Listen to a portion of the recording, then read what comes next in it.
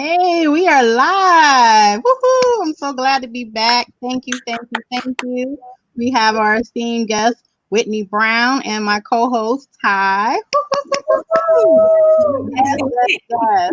I want to go ahead real quick and just give a disclosure that I am not feeling that well. I'm a little under the weather, so please bear with me if I have my coughing spouts. I'll just kind of bring it back to my cousin. Thanks for holding me down. Also, shout out because it's her birthday yesterday. But yes, yes, yes. Happy 18th, or is it the 16th? Which one are we celebrating? I do 18th. That's fine. Okay. Yes, queen. Yes, queen. But jumping right into it, let me introduce everyone to Miss Whitney Brown. So bear with me. Whitney Brown is a beautiful mother of a 2-year-old son who resides in downtown Orlando. She has worked in corporate America for 13 years and just quit this February right before the COVID outbreak. She started in event planning in 2009 by starting a nonprofit called Oh Boy, an organization helping to build our youth. Then started Vision Blue Events and trained with leaders of the industry and rebranded her business to the Whitney Brown Events. She is a health coach and even created her own podcast called Grown Womanish. Because no matter how grown you think you are, growth never gets old. And I love that. I love that too. Yes. So thank you once again for coming Thank down you. and just showing some tips and all that good stuff. 18th. That's fine. Okay. Sorry. I was like, what happened? I'm sorry. I'm trying to tag. Oh, okay. I didn't know what happened. I was like, I don't see nobody talking.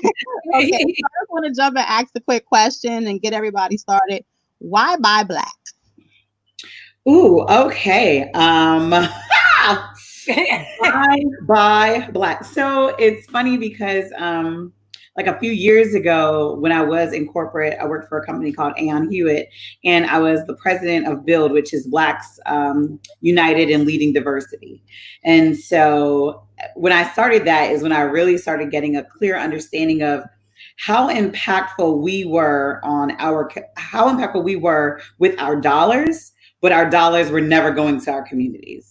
So we spend more money, we as in Black people, than anybody else, right? If every Black person was to team up together and say, you know what, we're going to pull our dollar from all white establishments, Jewish establishments, the Habibs, whoever else, the corner store, we're going to pull our dollar from them, and we're only going to spend our dollar in Black communities. Our communities would thrive way more than they're doing now. So that would be my first thing for why we should buy black.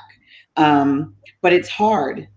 I think that sometimes people expect like this light bulb to go off in people's heads and all Black people say, you know what, you're right. We're not going to buy black anymore. But it goes deeper than that, because at the end of the day, we can't provide services as cheap as someone not of color can. So then we're drawn to go to white establishments to spend our money because it's a little cheaper. You get a little bit more for your dollar when you probably do want to support Black businesses. But when you got to make a choice, it's just easier to go that way.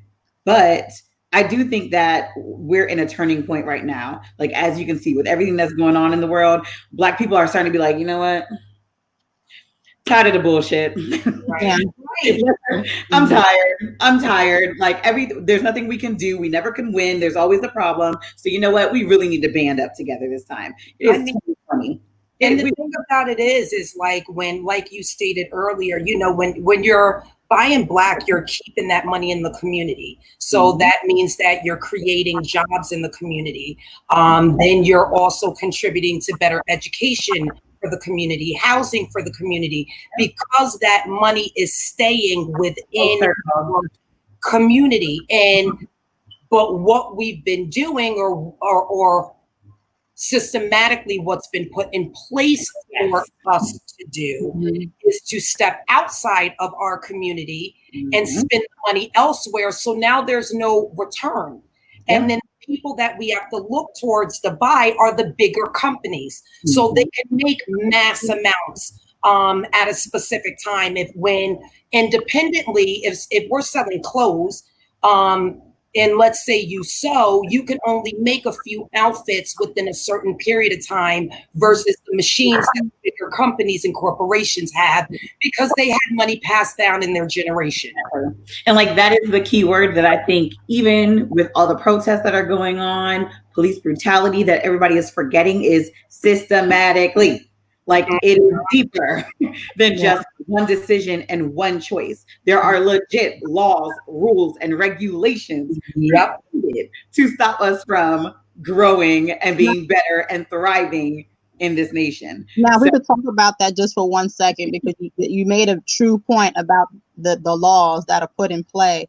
Do you find that it's harder for you to be that independent businesswoman and have different types of businesses and even teach others, just because there are things that, okay, you could go over here and get a grant, or you do this and do this, but just in general, do you find that it's harder to go ahead and get the resources that you're needing? From your What do you mean by harder to get resources? Because the other thing is that the industry that I'm in is completely different than somebody that's selling a product. I sell a service, right? Two totally different things, because I can sell my service to anyone. And ultimately with the service, they're not even really buying the service, they're buying me. It's really what they're buying. When people hire me, they're hiring me because they like me, not necessarily because I'm the best planner in the world, right? When it comes to a product, that's totally different. There's way more resources needed to create, develop, design, produce. Well, resources meaning, so let's just say right now, the event planning. So you have a new bride or on bride to be, and she's like, I'm looking for this and I'm looking for that. And you wanting to be able to give her that best experience. And now you're looking at your capital. When there's grants that you can apply for, do you find that if you're trying to apply for grants, it would be a little bit harder, or you're just, I'm doing it all on my own? Because that's the thing. They're paying for their event. And so that's what I'm saying, like, product versus service is two totally different things. For me, you're paying me for my intellectual property, as Kathy Romero would say. That's what you're paying me for. You're paying me for my time. You're paying me for managing my skills. Exactly. So applying for grants and things of that sort, maybe if I wanted to buy a building or have a location or have products on hand, that kind of stuff, but that's not what I do, right?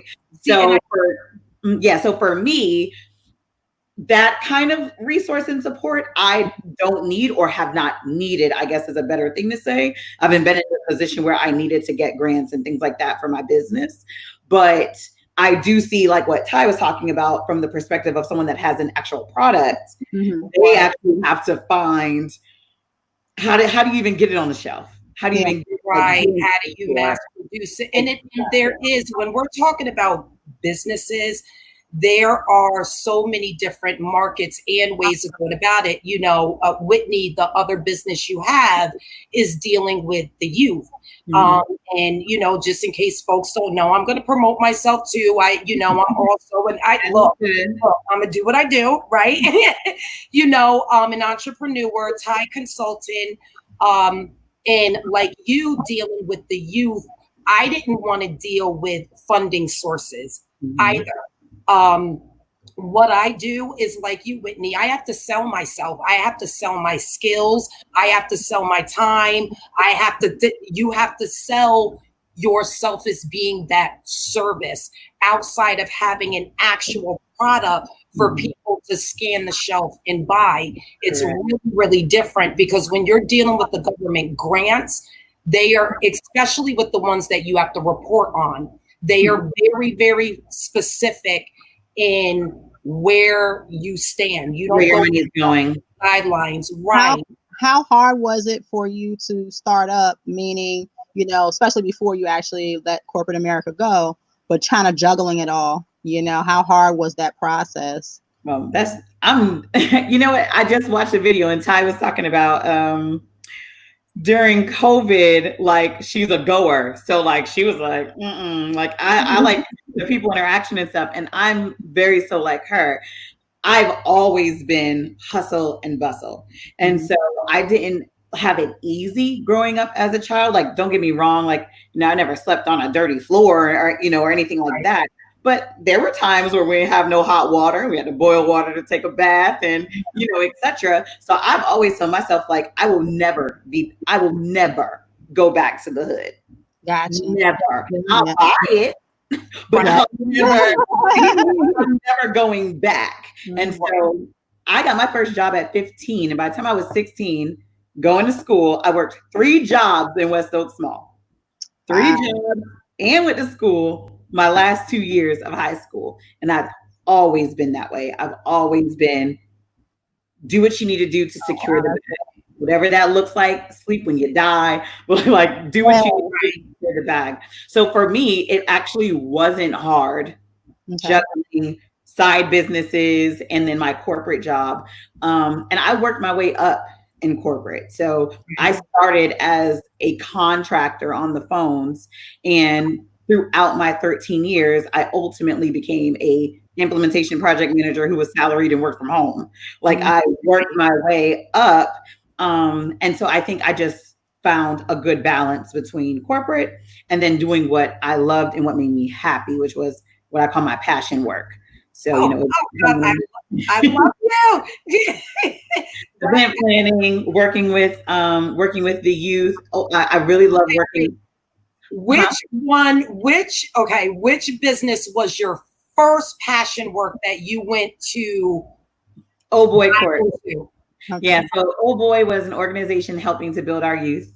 And so if people who hear me speak sometimes, I always talk about how I know when I'm walking in my purpose because it comes easy. So I know when it's God telling me to do it, the creator, the ancestors, whatever you believe in. I know when it's the creator telling me to do it versus when I just want to do it, right? It never works out. When I just want to do it, it just right. But with Oh Boy, like the name just came. I got a phone number. The phone number was actually 494-OBOY. Like everything kind of like purpose, right? In the clouds. I always had a passion for foster kids, right? Because to me, it's like they're dealt the shittiest hand out of everybody. From a child, they're learning that people just give up on them. Like that's what their youth years are full of. And to me, I've always wanted to instill in, even if it's just one kid, like you are not a product of your environment. You're the product you choose, right? Like it's a street, you can go left or you can go right, but it's your choice. You're choosing. Right. Like, don't give your power away. Don't give your power away. Take your choice. So Oh Boy was my first passion, and I would volunteer with foster homes, bring holiday meals, bring other young adults to come and talk to them.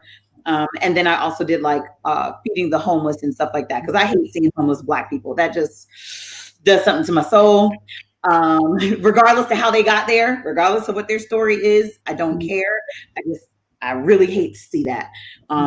So we also every quarter would go out, feed the homeless, and we actually would buy out restaurants.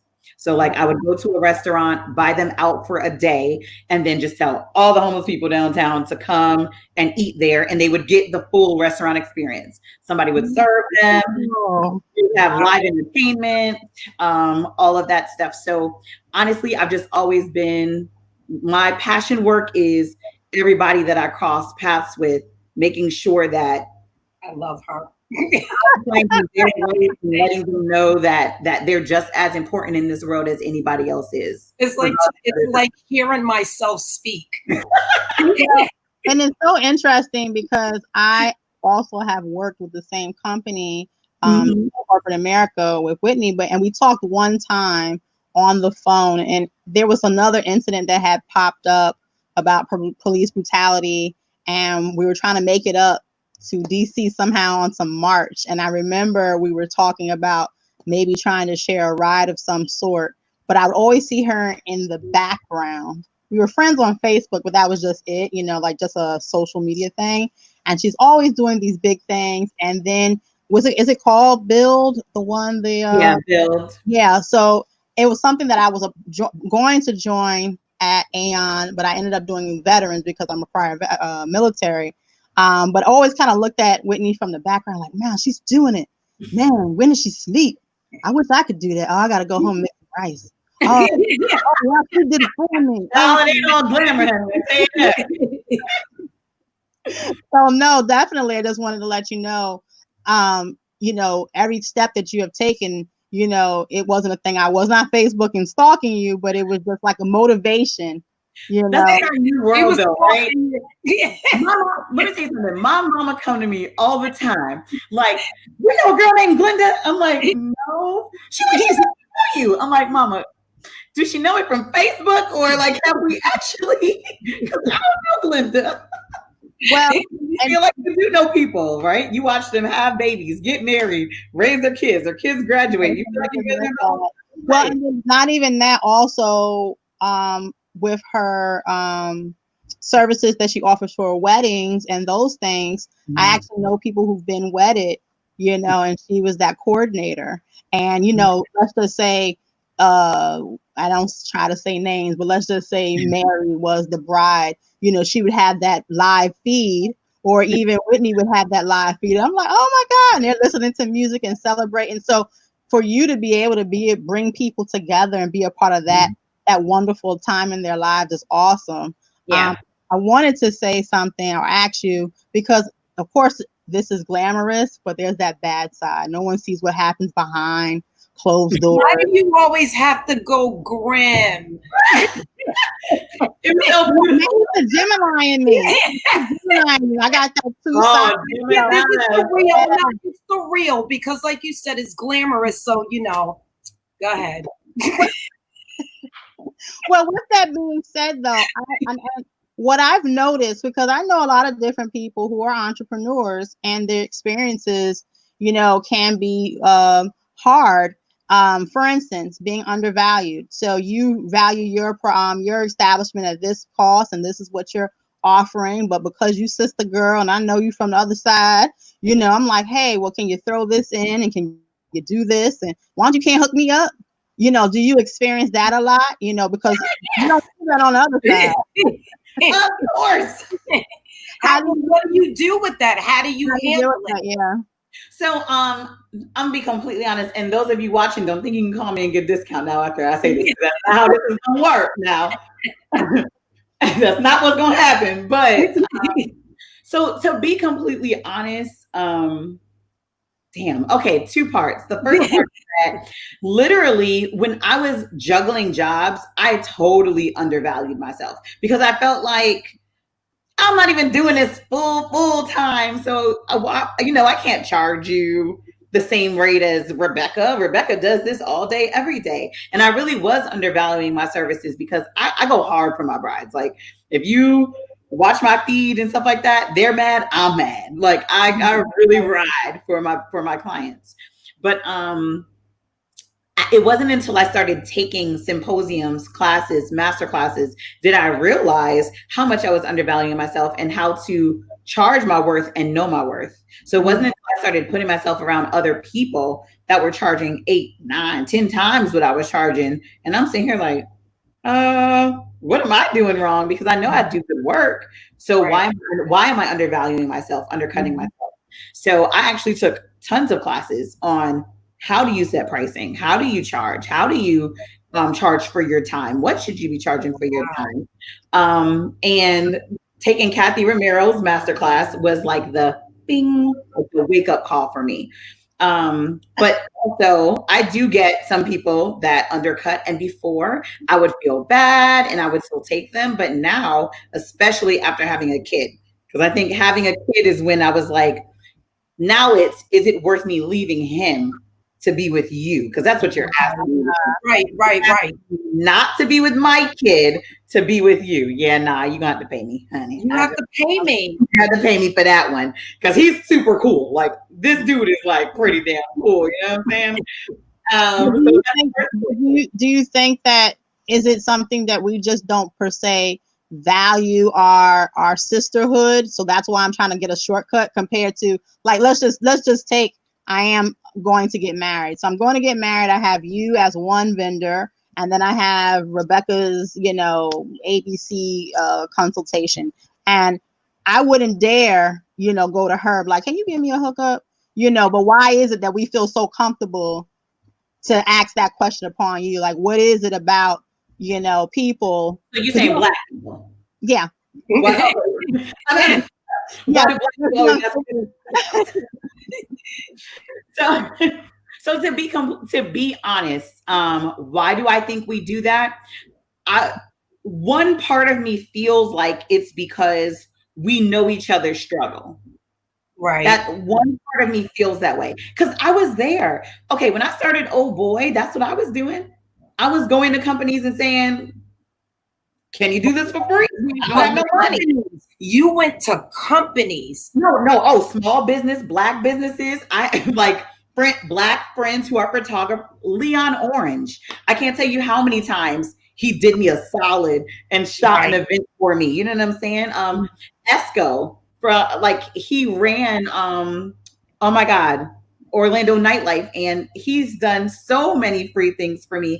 And this is all when I first started. Right. So sometimes when people talk about that, it's like, well, I was there once where I was asking other black businesses to do me a favor, give me a hookup. And it's because I didn't have anything. I had nothing to give them. But here's the difference. I was about bartering. I never asked for something for free, right? It wasn't like, do me this favor and why. It wasn't like that. So like with Esco, it would be like, hey, can you print these flyers for me and I will work one of your events. I'll work the door. What you need me to do and I'll do that. So for me, it was always like, what can I do for you? That's great. Money, because I ain't got that. Right. So what can I do for you? Let me offer my time. Wow. An equal exchange, right? So I have been there. So I get it. Now though, as I've grown in my business, now every now and then I do give a bride a hookup. Every now and then I do get that one bride that's like, I paid for Noah's Event Center and they closed down. I didn't get a refund and now I need help, but I ain't really got it. What are your rates? Did it? And I'm like, you know what, girl, I want you to have a good wedding. So don't worry about it. Can we agree on this rate? If you can tip me, send some people my way. We'll call it even. And I'm still going to give you great, excellent service. You're not going to get a different experience. You're still going to get the Whitney Brown experience, the full shebang. Mm-hmm. So sometimes I don't mind cutting a deal or whatever. I think it's the intention behind it. And so people feel like, well, I was polite and I was kind, but when someone speaks to you, you feel the vibrations behind their words. Right. You feel when somebody really just wants a deal and they could care less about you versus someone that's coming to you humbly and really just needs a solid and really is just in a moment of need. And if that's how you come to me, then I love black all day, every day. So if you come to me correct and we're vibing it out, then yeah, I have no problem helping you as long as it's not going to hurt me. Do you think but it can't hurt me? That's the right. Do you think those individuals that do come to you with their hand out, not trying to barter or don't have that right energy, do you think they just even understand what professionalism is? Well, what do you mean? And what I mean by that is, if you look at it, when you conduct business, there's a way that you conduct business. Mm-hmm. And if you're not exposed to that, if you don't have that knowledge, how can I, kind of like if you're interviewing for something, if you've never been taught how to interview, how can I actually show you, my credentials? Can I also just flip it just a quick? Okay. So, and I like that question, but also what I hear on the opposite end is we have people that have been brought up to hustle. And it may not just be, I'm trying to hustle you. I'm trying to hustle because I have needs. That was me. So I get your point, and I absolutely get your point. We do have the folks out there that's like, oh, my cousin over here, they owns this shop. I'm gonna see if I could get a couple of pair of sneakers or go get my hair cut, all my boys. But I get what you're saying. Again, like you're stating, we know how to hustle. That's one thing Blacks know how to do. We know how to make a way out of no way. Yeah, even and sometimes it could be looked at as that is our way of bartering. Even if they might not have things to give back or give back at that time, they are still bartering some way, somehow, because what they take from you, we don't know what they can be doing for someone else. It may not even be for their selfish need. This is me just always taking it a step further because we don't know. When we do get in the habit of saying, oh, Blacks always asking, we always want. Yeah, we do. But again, this is what we're used to. If we didn't hustle, she wouldn't have had that full-time job, a child, and 5 businesses. Mm-hmm. Yeah. That's what we do. We hustle. I'm going to get my needs met. And if you got what I need, I'm going to ask you for it. And since you look like this. And I think. Well, exactly. let me say this. More comfortable. We feel way more comfortable because you look like me. Exactly. Let me add this, because in reference to being a business owner, or just, let's take a hairdresser. So if you have a hairdresser, and this is a personal experience that I've experienced. So I've actually went to a hairdresser, and the hairdresser, black establishment, she's, let's just say right now your appointment is 2 in the afternoon. Well, 2 in the afternoon will come. You're not going to be served until 3 because they double book. When you finally get into the chair, you still have to actually switch out chairs because they got somebody else that got to get their stuff rinsed out. So then now you back in the waiting seat, and then you finally get back in the chair, and it's like, well, I didn't eat all day. Do you mind if I go ahead? And you like, now I'm trying to give you some money, but you won't service my hair. Now she done ate her fish and chips or something, and she's coming back to, can you wash your hair? I mean, the quality of work, the style, the aftermath, you might be like, so glad that you said this. Okay. and then to add to it, you may be getting your hair done or whatever new style that you're doing. The phone may ring. You hear her arguing with her kids. Didn't I tell you? Blah, blah, blah. And you like, well, and then the baby father may come in, and you just, what type of professionalism is this? Because especially I'm corporate America as well. So I know there's a standard and there's ways and these things. I'm not trying to make excuses. I promise. And Charles Haskins, I see you over there from Tallahassee with the gym, and I feel you on this, okay? But I'm not trying to make excuses. But this is when I talk about, it goes back to all the systems in place. And it's not, and I'm, see, when I get like excited, so excuse me. I just came back from spending like over a week with my father. My father is blackity black, black, black, black, black. When you walk in his house, he has pictures of slaves on his wall, Jim Crow's walls. The books he reads are all about Black men being incarcerated. The systems that keep our Black boys from being excited about going to school, like all kinds of stuff like that. So here is the thing. The difference is that my bride just went through this 2 days ago. So when you started giving the example, I was like, man, here's the thing. I have a friend that owns a Black owned hair company. Mm-hmm. She started this with nothing. Mm-hmm. And she gave all her nieces jobs. Mm-hmm. What else would they do if she didn't give them an opportunity? Right. She can't teach them how to run a business. She can only teach them how to do hair. She can't teach them how to be professional. She can't teach them, how to balance books. She can't teach them how to file taxes. She don't know that stuff. But what she does is she gives them an opportunity. And then these young girls learn how to do hair. And then that's what they do to eat. But they don't know nothing else. Right. No one's telling them, hey, save that money and go to hair school so that you can learn that. No one's telling them that. So again, to me, it's the whole systematic thing that's put in place where we're not getting the same opportunities to better our business skills Well, let me say this, and I know you're gonna go to the comments. But so before you go to the comments, look, I'm like this. Yeah. So I know you have to hit up the comments. But with that being said, so the person that I'm going to, like I said, in the middle, the double book, all types of unprofessionalism happening. If I got there at 2 in the afternoon for my hair appointment, I wouldn't leave until 8. That's how long this one simple thing would be. I've been. With that being said, this individual moved from a black-owned shop and went to a white shop. So the only black woman in the white shop. Once she went to that white shop, I was on time. She serviced me on time. They would actually talk to her. They reprimanded her one time about her cell phone. Never had a cell phone problem. She never ate on the floor. I didn't have to worry about no fish and chip head. Everything. You answered your own question, though. You answered your own question. Why did she get better at the white shop? Why? Because they implemented stuff, but they taught her. No. But she No. They didn't teach her. They told her.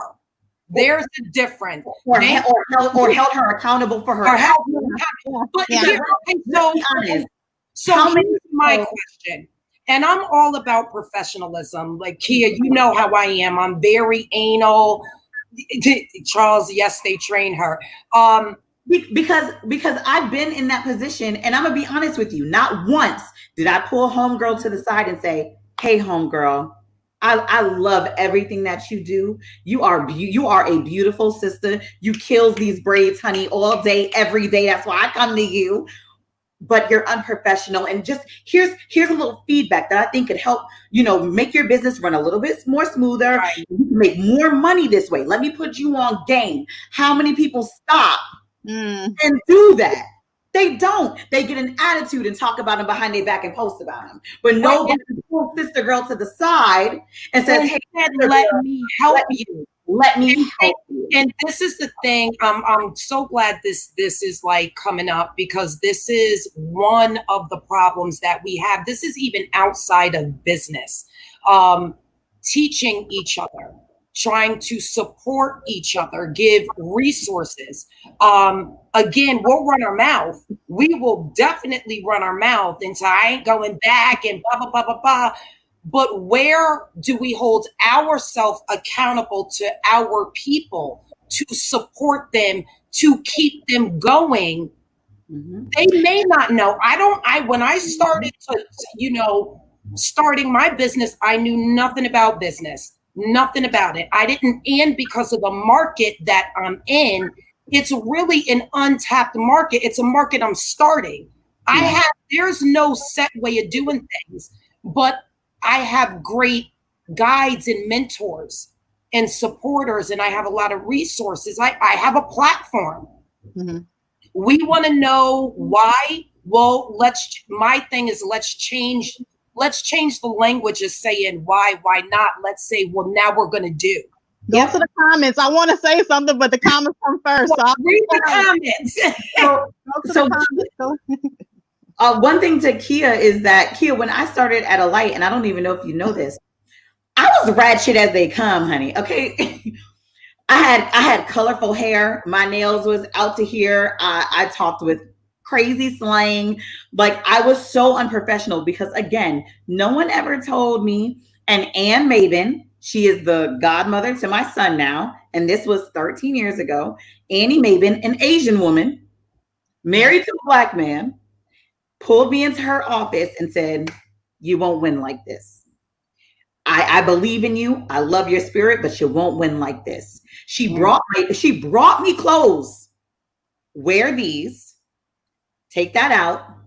Cut those. Stand up straight. Change the way you talk. She put me on game.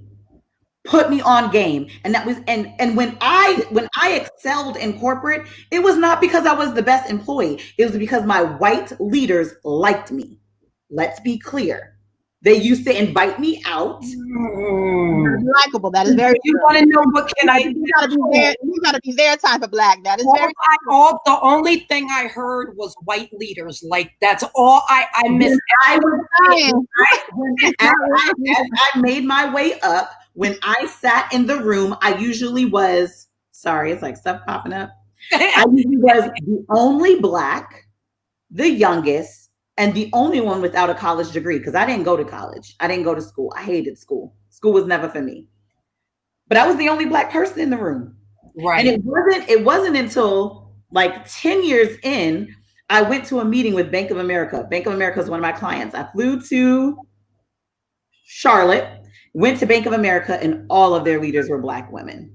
All of their leaders were Black women. And it wasn't until that moment that I realized that there is space for us here. Right. There is space for us here, but you got to play the game. Sometimes people crack me up about corporate and they're like, I ain't going to do this. If you don't play the game, you don't win, honey. Unfortunately, it is like that. I just want to say this also. Charles had put up the Small Business Association, where you could get a lot of information. They have courses that you could take. They actually have mentors that you could link up with. Yep. And I want to add to that, Charles, thank you.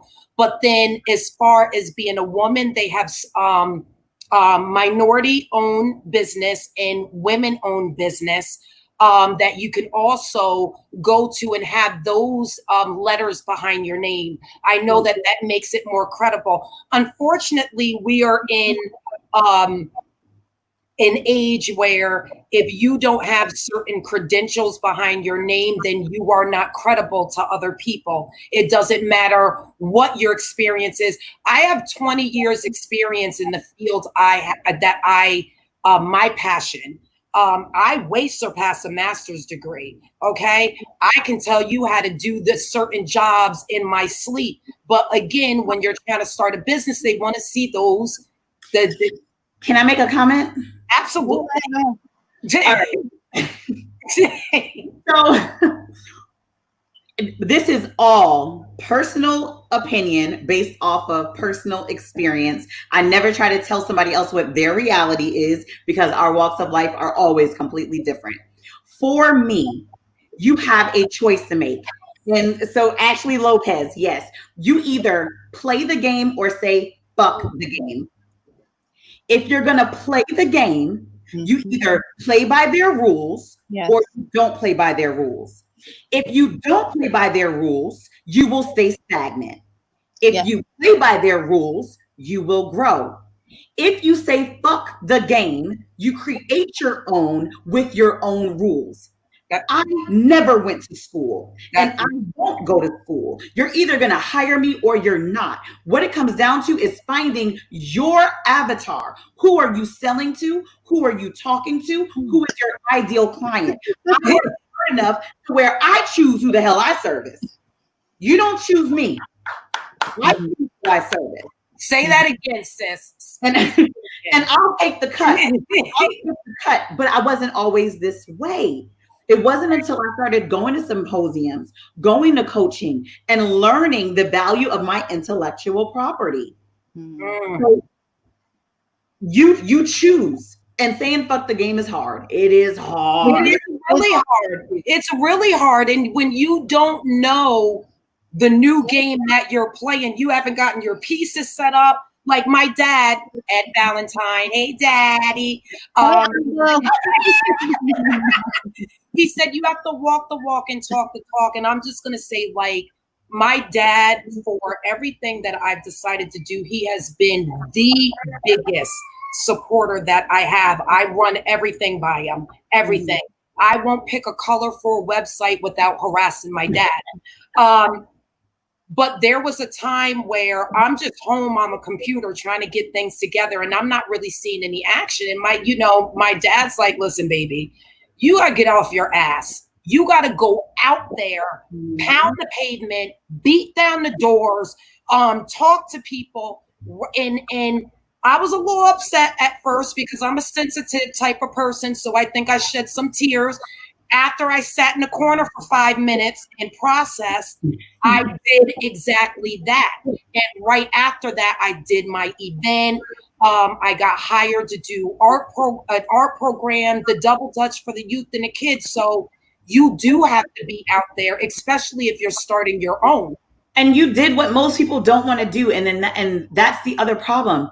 You got to do the work. Yeah. Yes. It don't come out of thin air. If you're okay, for all the entrepreneurs out there, if you ain't cried for a week straight, you ain't doing it right. Yeah, right. It's the hardest thing I've ever done in my life. It is the hardest thing I've ever done in my life. But at the end of the day, this is the philosophy. One of my philosophies I live by. There are 3 types of people in the world. There are the type of people who are hungry, but they will starve.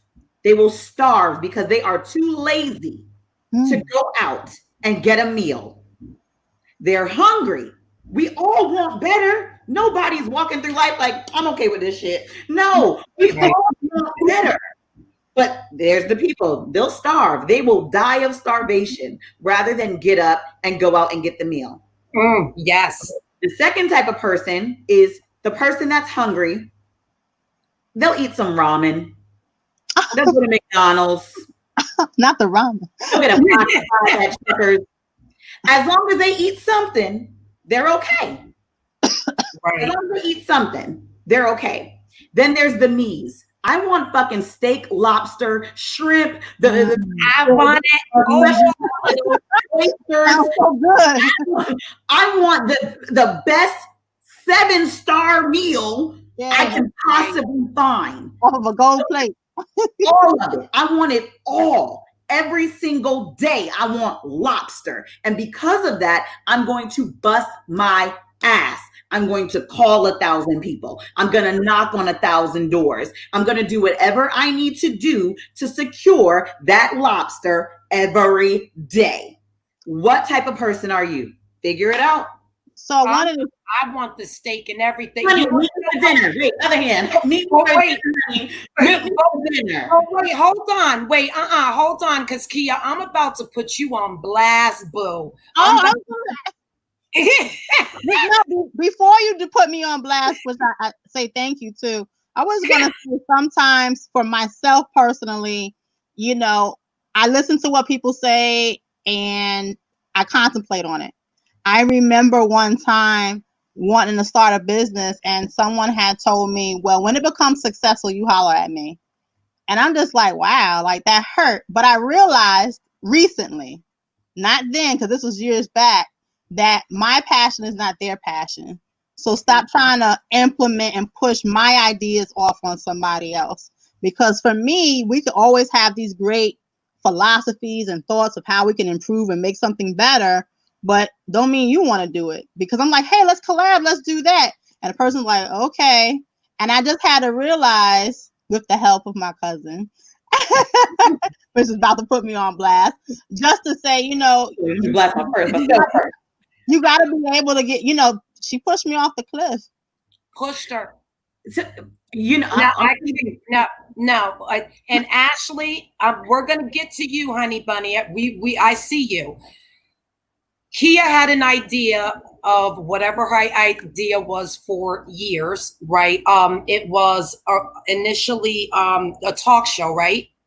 Was it a talk show? Don't get quiet on me. It was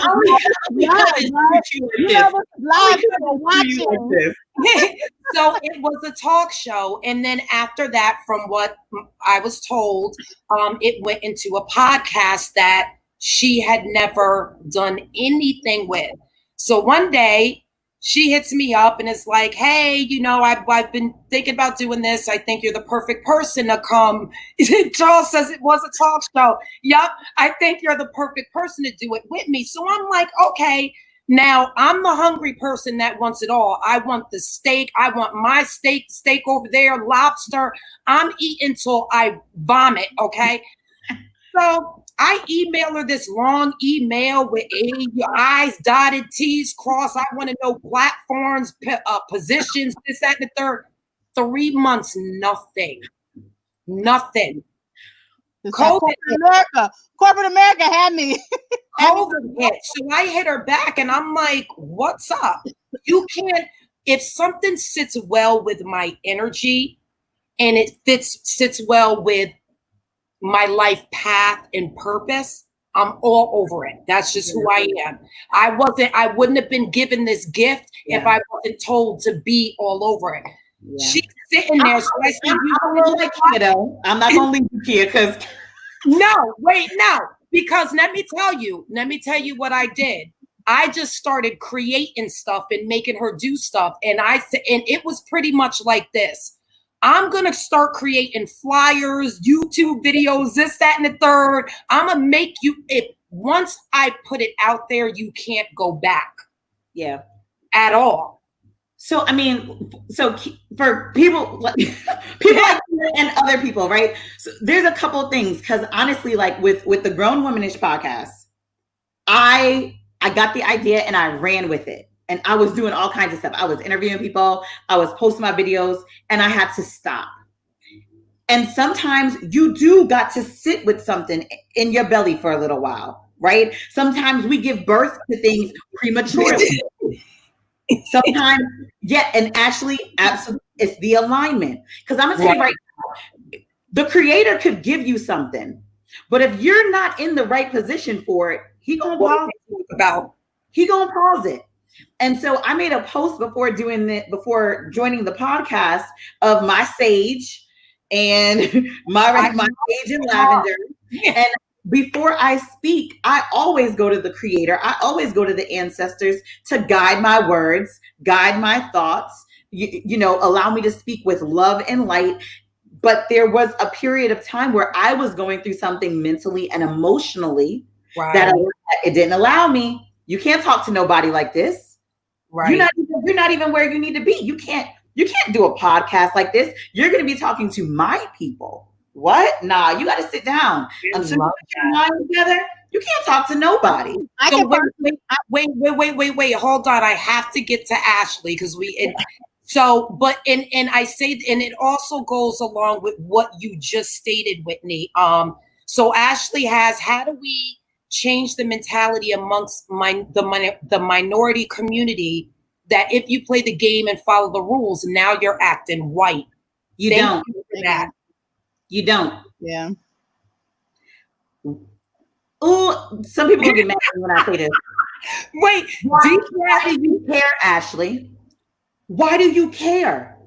No, and it might not even be just a care. It's just, again, it's about the mentality of our community, because that gets us shunned out too. Oh, you acting too white. You speak too white. They don't even want to. You know what? And to be honest, it's 2020. It's not 1920. It's not 1990. And let's be honest. And Ashley, people like yourself are educated, and education is not white, Ashley Boo, and you know that. But let's be honest. Who are the people that are even saying this? You know what I had to stop doing? I had to stop fucking taking advice and criticism from people that wasn't even doing shit with their life. What I look like listening to you, and I make 3 times you make a year. Yes. That is something that's really, really, really important. Why am I going to go for financial information and you broke as hell? Why am I going to go ahead and learn about these topics and you dumb as hell? Like, I don't even have the time or the space to do it.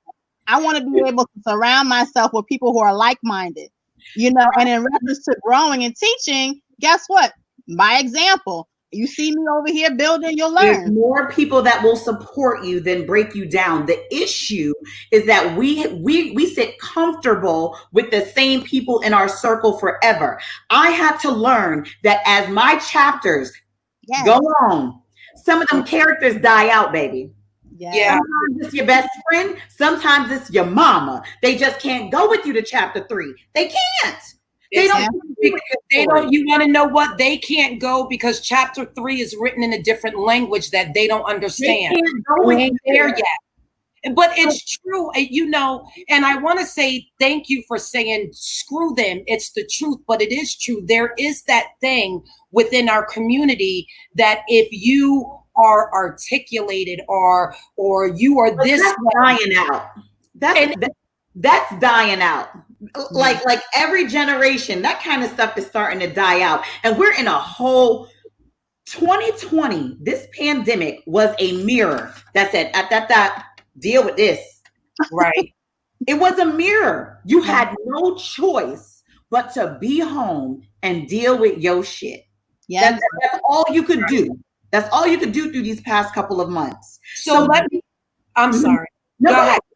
So with the businesses that you have, how were you affected by it with COVID? Obviously with the weddings, you're not, we know what's happening or not happening with the weddings, but even as far as the youth or feeding the homeless, what have you been able to continue? Have you had to go back and like rebuild in your mind? So the pandemic was great for me. I know it sounds crazy. So I left my corporate job and I already left with the idea that I wasn't going to have income for a while. So I literally left my corporate job. I went to Cuba for a while. I came back. They shut down the United States, literally like a couple days after I returned from Cuba. So for me, it actually worked in my favor because I had already planned for things to be out of whack. The thing about event planning is that people are still hiring me for next year, 2022. Wow. Like people still want to get married. They just kind of waiting for this to pass type of thing. But the other thing is that I used to operate in fear a lot. Thank you. I used to operate out of fear a lot. And then I listened to, I feel like it was TD Jakes on Oprah Super Soul Sessions, because I love Super Soul Sessions. It gets all my life. But TD Jakes said something, and he pretty much said, you're always going to have fear, right? Fear's always going to be in the vehicle, but you never let fear drive. Okay? Fear is always in your vehicle, but you never let fear drive. Fear needs to sit in the back seat. I'm glad. All it wants. I'm glad you're mentioning fear, because that's the question I was going to ask you, because I know for me growing up, it was something that was always around the corner or right there, or having somebody that you respect or close to you and put that doubt in your mind. So you may know that you may have that skill set, but at the end of the day, you're just like, well, I guess I'll put it to the side, because maybe, let's just say you had a big sister. So big sister, Tina would be like, you can't do that. You always go, you're so scary, and then now, since Tina kept putting this in your life and these things, or always giving that warning, you're going to go and have a session over here. You heard you're going to get raped. You can't go out there. And you're like, oh, Tina said, how do you, all these years and these generations, of you growing up, listening to all this fear, how did you finally just break that? Like I said, for me, Ty put me off of a ledge. I was like, Well, I don't know if being a Scorpio got anything to do with it, but I've always been I'm gonna do what I want to do. Like that. Okay. You ain't gonna stop me. Like it's actually gonna make me want to do it more than before. But fear, my kind of fear came from just my growing up. I ain't want to be broke no more. Like I don't never want to be broke again. I never want to go without again. That's where my fear came from. I remember my mom used to send me to the store with a note that was like, can we please have bread, milk, and eggs and whatever, and I'll pay you in 2 weeks.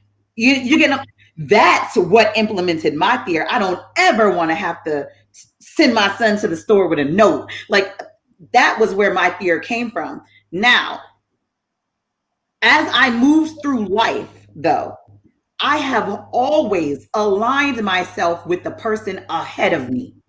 Always. In corporate America, I ain't hang out with other customer service representatives. I hung out with the managers. I hung out with the leader of the department. I would ask them, hey, what are you eating for lunch today? I'm running a Chick-fil-A. Would you like something?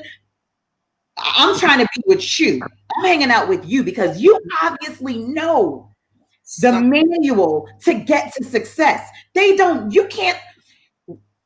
My friends are never on the same level as me. What can you do for me?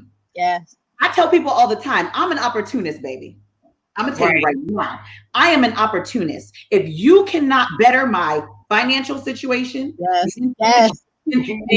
situation, physical situation, hell, good sex, something. You cannot. I can't stand her. If you can't take me to the next level, what are we doing? Your baggage.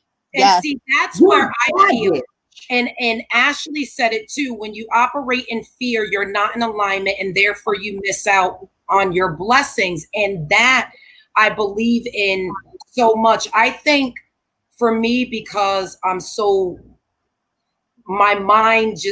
creative that I have a lack of fear, which also puts me in a position where I don't always have that guidance for myself. Because I'm everything. You want to do it all. Everything. I'm operating. Here. So I'm different. I have to pull back and be more reasonable and methodical about what I do and why I do. Your goals chart. Are you? This is my 300 list. Okay? Oh, you can't just be moving things. We don't know what's going on. And what is your 300 list? As she was talking, I was like, "Ooh, that is my soul sister right there, for real." So the 300 list, Ashley, I think this would be good for you. Look up Steve Harvey 300 list. So Steve Harvey talks about how, and I'm gonna tell you right now, I'm not a Christian, okay, but regardless of what you believe in, you can read the Bible and the shit makes sense and you can apply it to life. Doesn't matter what you believe in or what your spiritual background is. In the Bible, God says, do two things. Write the vision, make it plain. Write the vision, make it plain. And so Steve Harvey talks about how when you write things down, you're giving them life. When you speak things out loud, you're telling them what it is that you want. We too often ask the Creator, why not? Why not me? Woe is me? Why am I so hurt? Why am I going through this? Why is my life so hard? Guess what the universe does when you say that? It fucking answers you. Oh, why not you? I'll show you every bad thing about you so you can see why not you. Oh, why is it so hard? I'm going to show you every horrible thing so you can see why life is so hard. And I'm going to make you pass some tests too. I don't want to do a hard stop. And I'm so into this conversation. But Kia, you know how I am. At the end of the day, I like to walk away with to what end. So to what end are we having this bigger picture conversation about businesses and support and the Black community and how we spend our money and how we're viewed amongst ourselves because we may be educated or decided to take a different way than, some of our friends or family members. So what do you think that would be really important to leave our listeners with, and what resources? Don't know. You can't turn the face away before you make face. No, I'm like, ooh, God, that's a deep one.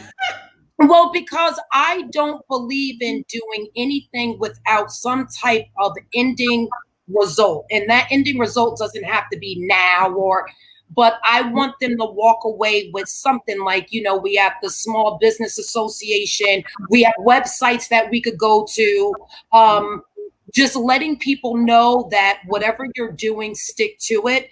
It's not always easy. You are going to cry. You might be broke. Use your resources. My dad had put up there, it's not what you know, it's who you know. And that has always been true. I have been able to make a lot of strides in my life because of who I know. So again, quick sorry, but what do you guys want to leave them with? Well, I want to definitely let our guests have the last word. So before you chime in, give us your lovely feedback, Whitney, I just want to say, to add to what you're saying, Ty, it's about maturity as well. I think that maturity plays a big role. We talked about fear, we talked about baggage, we talked about different things, and a lot of things I personally dealt with myself. But at the end of the day, it came to a point where I'm tired. And if you're not supporting me, loving me, praying with me on that train, that train is out and you're not on it, oh well. And that's regardless of who you are. And it just came from a point of I'm just literally tired. And if I'm trying to be successful and grow for have generational wealth for my children and family and these things, I gotta just put some things to the side and do what I have to do. And I definitely love the fact that you mentioned resources because that's something that I pride myself on. You know, I may not know everybody, and like I say, even Whitney, I don't know her like, hey, we grew up together, you know, from the South Side for all these years, but I know of many, many people where I'm able just to chime in and say, hey, can I just kind of, you know, pick your brain and learn from you?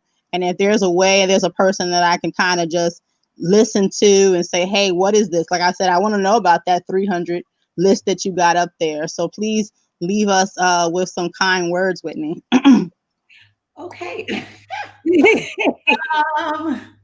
Man, okay. So the so much. Take a deep breath, girl. So I'll leave you guys with one. I'm having a dinner on the 8th of July where I'll pretty much be doing what we're doing with a bunch of other women, entrepreneurs and stuff like that, etc.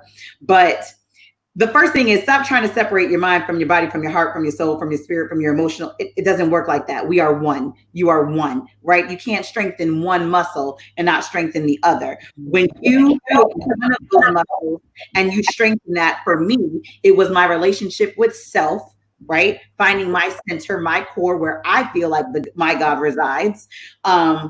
The moment I strengthened that muscle, it automatically started to implement and apply to the other, what I call other muscles of life. Right. My surroundings, my environment, my body, my mental, my spiritual. And then that all impacts my business because when my temple is healthy, my business is healthy. So that's the first thing that I would say. And then the other thing is you're not what you think you are. You're not what they think you are. You are what you think they think you are. I hope you were able to follow that. We're never what we think of ourselves, right? We're so evil to ourselves. We're so mean to ourselves. We're never what we think we are. You have no fucking idea what they think you are. So stop. You're also not what you think they are, because a lot of times they think you're better than you think you are. Right. Constantly what we think other people think we are, because we create ourselves to be that image. We work so hard to be that image. So just stop all that and be your beautiful, wonderful, amazing self, because I guarantee you there is something in you that this world needs. And I leave all of my talks on this message, so I'll leave it on this message. If I'm walking down the street and my boyfriend just broke up with me and I'm heartbroken, I am so sad, and I see a lady sitting on a bench and she's crying, and my spirit says, go talk to this lady. Something is off with this lady. You should go talk to her. But instead I say, woe is me. I'm so sad because he broke my heart. And I keep walking. And then you go home and later on the news, you see this lady jumped off a bridge. She is that this world needs. And when you become so selfish that you don't share it and give it out, you literally could be saving lives. You literally could be making someone's day better. You literally have something in you that the creator said, only you, Ty, only you, Kia, nobody else. Only you can possess this. Only you can tap into it, and only you can share it. And when you hinder that gift, you pretty much are saying, God, your gift wasn't good enough. I'm not going to share it. Can you get out of my spirituality, my head, my soul? Can you not do that? That is so if I could leave on any note, it would be get beside yourself Fuck what everybody got to say. Take a moment to find your center, find the God in you, and go ahead and let your light shine because somebody needs it. Perfect. Thank you. Thank you. I don't know what happened with Kia. She seemed blacked out over there. But I want to say thank you to our guest, Whitney Brown. Thank you so much for having me. You guys are bomb. Oh my goodness, you are amazing. I love you so much. Oh my I love you, girl. Good stuff here. Kia, I don't know where you're at, but if you listen to this afterwards, we love you too. Yes, thank you so much, Kia. For everyone else, follow us on YouTube, Mothers Unfiltered. And if you can share, like, and subscribe. And thank you once again. And until next Sunday, thank you. Have a good one.